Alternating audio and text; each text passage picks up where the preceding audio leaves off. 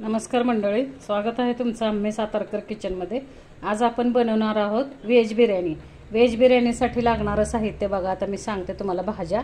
इथं पनीरचे क्यूब करून घेतलेत मी। हे फ्लावर आहे, हा वाटाणा आहे, हे बटाट्याचे काप करून मी पाण्यात टाकलेत, टोमॅटो चिरून घेतलाय, कांदा चिरून घेतलाय आणि हिरवी मिरची हे करून घेतली आपण मध्ये अशी चिरून घेतली। आणि बिर्याणी राईससाठी आपण इथं तांदूळ अर्धा तास भिजत घातलाय हा बिर्याणी राईस। आणि हे बघा इथं आता मी पाणी ठेवले भात शिजण्यासाठी। आता हे पाणी उकळलं की मी भात शिजायला टाकणार आहे। हे बघा मंडळी, आता हे जे बिर्याणीसाठी आपण पाणी ठेवलं होतं राईस शिजण्यासाठी, तर ते पाणी उकळलेलं आहे। आता आपण ह्याच्यामध्ये भात टाकणार आहे।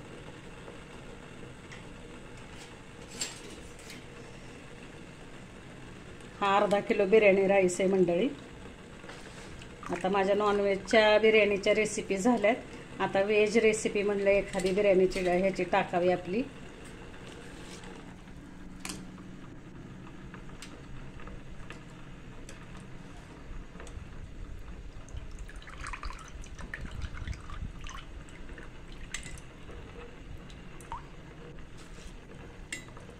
आता ह्या पाण्यामध्ये बरं का मंडळी मी सगळे खडे मसाले टाकून घेतलेत, गरम मसाले।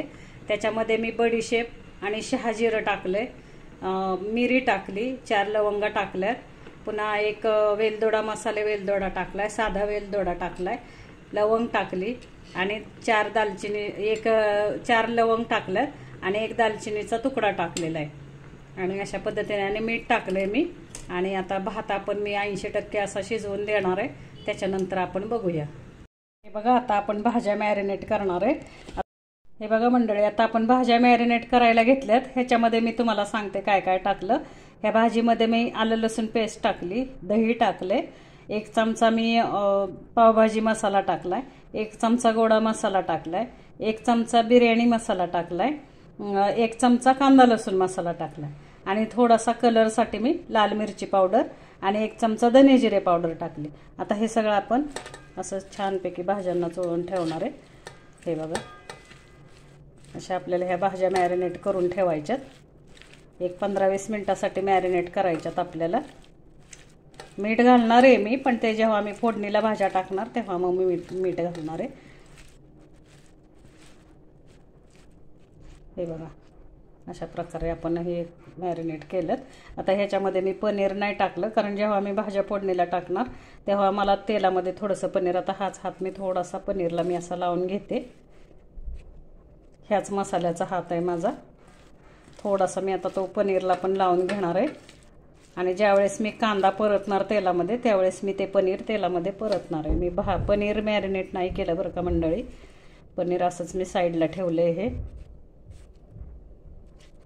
थोडासा मसाल्यांचा हात मी पनीरला लावते असा। आता आपण हे अर्धा तासासाठी मॅरिनेट करायला मुरायला ठेवूयात भाज्या, त्याच्यानंतर मी दाखवते। बघा मंडळी, आपण आता ह्या भाज्या फ्राय करण्यासाठी कुकरमध्ये तेल टाकलेलं आहे। त्याच्यामध्ये मी आता हे थोडंसं बटर टाकते। हे बघा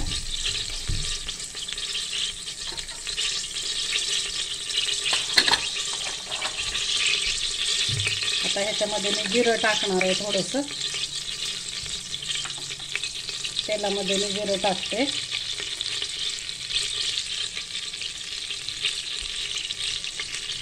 त्याच्यानंतर 1 चमचा हळद टाकणार आहे आपण।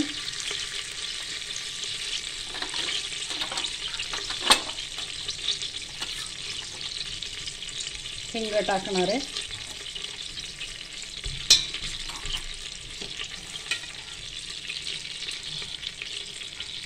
हा कांदा टाकतोय आपण चिरून घेतलेला। हे बघा मंडळी, आता आपला कांदा भाजत आलेला आहे। आता आपण टोमॅटो टाकणार आहे। आधी हे मिरचीचे तुकडे टाकूया आपण।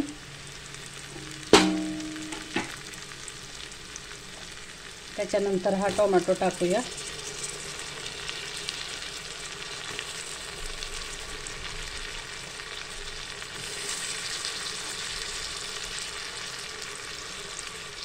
हे थोडीशी कोथिंबीर टाकूया आपण वरून आणि हे चांगलं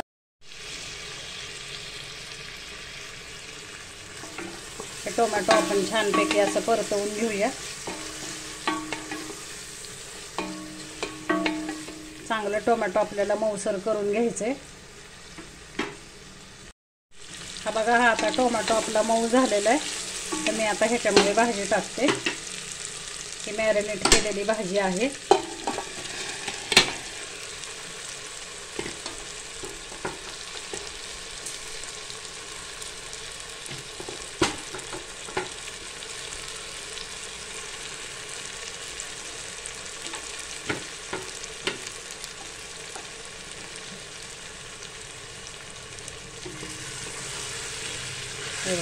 छानपैकी अशी भाजी आपल्याला चांगली परतवून घ्यायची. आता मंडळी, इथं मी पनीर, हे बघा, हे पनीर आहे. हे पनीर मी काय केलं, कांदा ज्यावेळेस मी बिर्याणीला तळून घेतला त्याच तेलामध्ये हे पनीर मी तळून घेतलेलं आहे.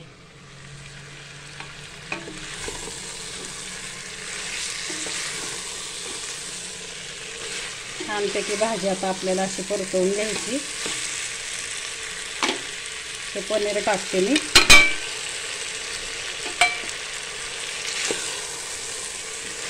खूप छान होते बरं का ही बिर्याणी मंडळी.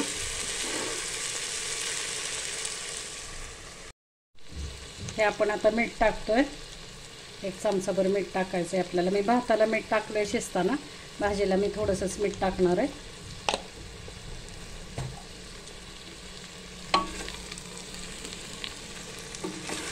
अशी भाजी आपल्याला परतवून घ्यायची छानपैकी. हे बघा,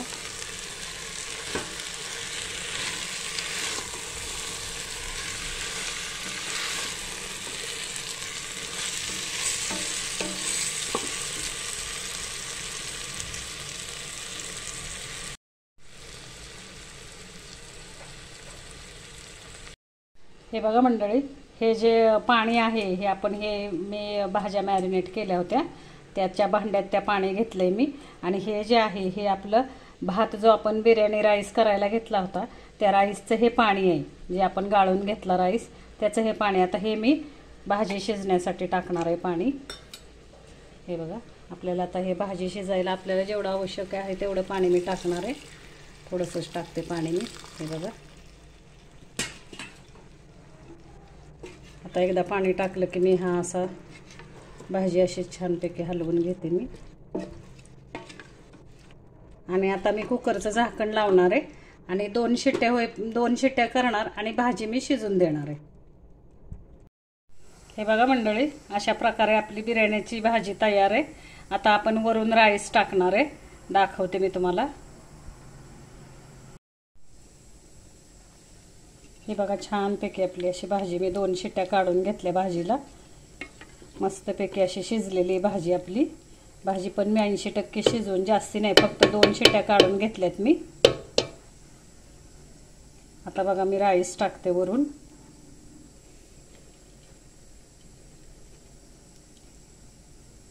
राईस पण अगदी मोकळा सळसळीत शिजलाय बघा.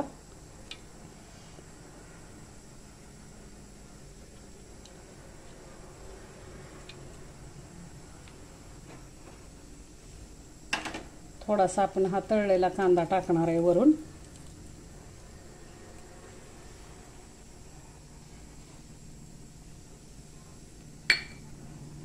ही थोडी कोथिंबीर टाकतोय आपण वरून. आणि हे जे आहे मंडळी, हे मी जो आपण कांदा तळून घेतला बिर्याणीसाठी त्याचं तेल आहे, हे तेल टाकते वरून मी असं. आता पुन्हा एकदा आपण हा राईस टाकतोय.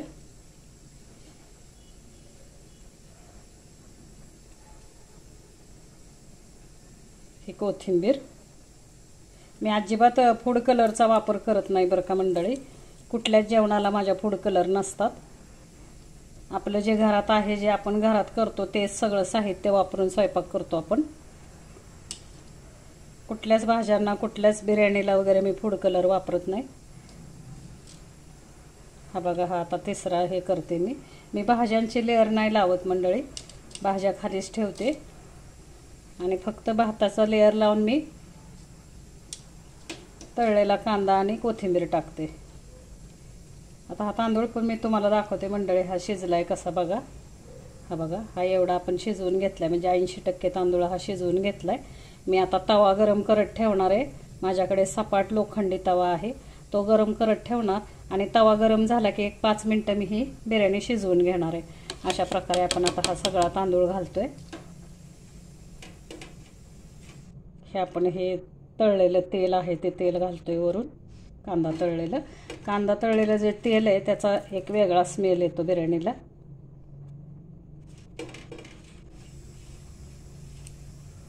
हे बघा, हा तळलेला कांदा आणि ही आता कोथिंबीर. मी पुदिना लावलेला कुंडीत मंडळी, पण तो पुदिना माझा उन्हामुळे जळून गेला. 1-2 दिवस मी नव्हते इथं, बाहेर गेल्यामुळे त्याला पाणी नाही घातलं, तो गेला जळून. आता हे बघा, मी झाकण लावते. नाही, मी आता वरून ताट ठेवणार, झाकण नाही लावणार आहे. एक प्लेट ठेवते वरती आणि मी तव्यावरती आता ही गरम तव्यावरती बिर्याणी एक 5 मिनिटासाठी, 5 ते 7 मिनिटासाठी मी शिजवून घेणार आहे. हा बघा मंडळी, मी आता हा तवा ठेवलेला आहे. आता ह्या तवा मी चांगला गरम करून घेतलाय बघा. आता त्याच्यावरती मी ही बिर्याणी ठेवणार आहे. त्याच्या आधी मी हे अर्ध लिंबू घेतलंय, अर्ध लिंबाची फोड घेतली. ती आता मी अर्ध्या लिंबाचा रस मी असा पिळणार आहे बिर्याणीवरती.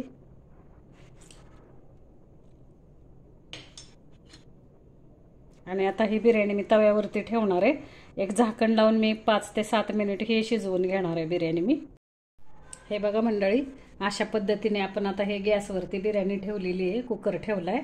आता हे एक 5 ते 7 मिनिट मी भात शिजेपर्यंत, म्हणजे आतला भात तर आपला 80% शिजलेला आहे, भाजी छान शिजली, पण एक थोडी आता वाफ काढणार आहे बिर्याणीला मी आणि मग गॅस बंद करणार आहे.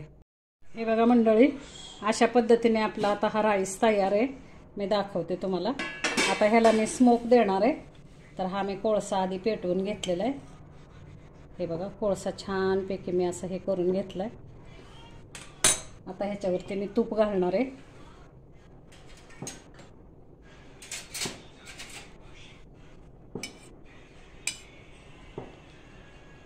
हे बघा, आणि आता पटकन तूप घालून हे मी झाकणार आहे असं. आणि एक दाखवते मी 2 मिनिटांनी तुम्हाला. असं मी स्मोक द्यायला ठेवला आहे बघा. कोळसा टाकला आहे आतमध्ये, त्याच्यावरती तूप टाकले. 1-2 मिनटं मी ठेवणार आहे आणि मग काढते मी बिर्याणी, मग सर्व करते. हे बघा मंडळी, अशा पद्धतीने आता फायनली आपली व्हेज बिर्याणी तयार आहे. हे बघा, काय छान स्मोक बसलाय बघा मंडळी, सुंदर एकदम छान एकदम. आता हा कोळसा मी काढून घेते आणि आता आपण बघूया आपली बिर्याणी कशी झाली आहे ती. मी दाखवते तुम्हाला काढून मंडळी. हे बघा, हे बघा मंडळी, काय छान आपली बिर्याणी, सुंदर बिर्याणी झालेली. एकदा करून बघा मंडळी घरी, खूप छान होते ही व्हेज बिर्याणी, सुंदर होते. तुमच्या आवडीप्रमाणे तुम्ही भाज्या घाला त्याच्यामध्ये, पण जशी मी सांगितले त्या पद्धतीने करा, खूप सुंदर लागते, खूप चविष्ट लागते. आता आपण ही बिर्याणी सर्व करूया. मी कोशिंबीर करून घेतले, मी कोशिंबिरीबरोबर आता ही बिर्याणी करून घेते. हे बघा मंडळी, आता मी बिर्याणी सर्व करते. बघा, खूप छान झाले, मस्त होते बरं का. एकदा करून बघा, तुमच्या आवडीप्रमाणे तुम्हाला ज्या आवडतील त्या भाज्या तुम्ही घाला बिर्याणीला. अशा पद्धतीने करा, छान होते बिर्याणी. सगळ्या भाज्या, हे लहान मुलांना सुद्धा पौष्टिक आहे खाण्यासाठी, सगळ्या भाज्या त्याच्यामध्ये आलेल्या आहेत. आता त्याच्यावरती मी कोथिंबीर घालते थोडीशी.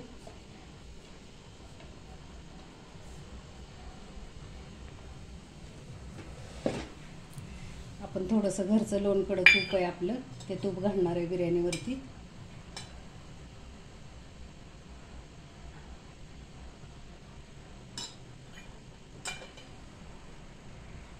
आणि आता ही कोशिंबीर केली, ही कोशिंबीर.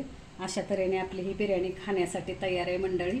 बघा, आवडली तर शेअर करा, मित्रमैत्रिणींना शेअर करा. माझा चॅनल सबस्क्राईब करायला विसरू नका, लाईक करा आणि मला अशाच छान छान कमेंट्स देत राहा, म्हणजे मला तुमच्याकडून प्रोत्साहन मिळेल आणि मी तुम्हाला अशाच छान छान डिश करून दाखवेन. धन्यवाद मंडळी.